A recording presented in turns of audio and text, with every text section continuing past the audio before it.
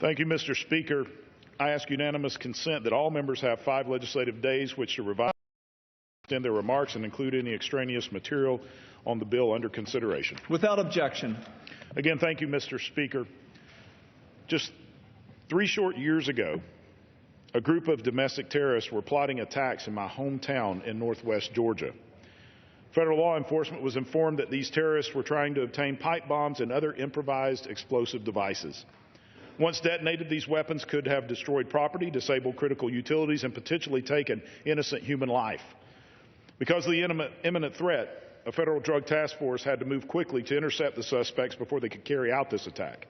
With such a short time to react to such a volatile situation, logic would suggest that federal law enforcement would notify and enlist the assistance of the local sheriff's office. Considering the raid was to take place in the parking lot of a busy shopping center adjacent to a hospital, having local law enforcement assistance was clearly justified. However, there was one problem. The sheriff didn't have the proper security clearance, so he was not authorized to be briefed on the details of the case. To stop these would-be terrorists, the FBI had to move quickly and could not wait for a waiver to brief the sheriff or to get approval to enlist his assistance. This bureaucratic hurdle put the FBI, our local law enforcement, and the community at greater risk. Unfortunately, Mr. Speaker, this scenario plays out way too often across the nation. While our FBI and Homeland Security agents are doing an exemplary job of countering terrorist activities, their resources are being stretched very thin. With the threat of terrorism on the rise, we must find a way to provide these agents with additional resources. This is why I have introduced H.R. 4401, the ALERT Act. The Amplifying Local Efforts to Root Out Terrorism Act removes bureaucratic barriers and paves the way for federal government to enhance state and local law enforcement involvement in fighting the war on terrorism. By providing the tools and training needed to combat terrorism on multiple levels, this act will provide more efficient cooperation and coordination with state and local officials.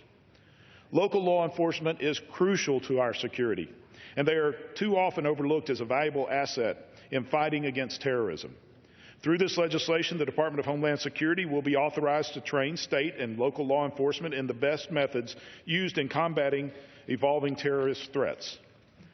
Proper security clearances are also vital for our local law enforcement officials, so they may assist with countering terror activity, as well as receiving notification of pending threats in their local jurisdictions. The bill requires the department to keep Congress apprised of the number of security clearances issued to state and local law enforcement so we can assess whether further congressional action is needed. Because fighting terrorism is not a singular effort of the federal government, the ALERT Act provides increased community awareness of ongoing threats. Radicalization is also a clear and present danger to Americans. The number of cases of homegrown terrorism is growing nationwide. Since September 11, 2001, there have been 139 homegrown jihadist plots. Community involvement in countering violent extremism has proven to be effective, as more than 75% of U.S. foreign fighter arrests have involved tips from local sources such as community members, relatives, or friends. This bill will provide even more resources to root out terrorists before they can act.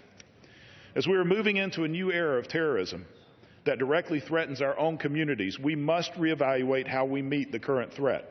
Today, everyone has a part to play in protecting against terrorism: the neighbor next door and the local police officer. While this legislation will not in itself end the threat of terrorism against our nation, it will allow for the better use of valuable resources already within our communities.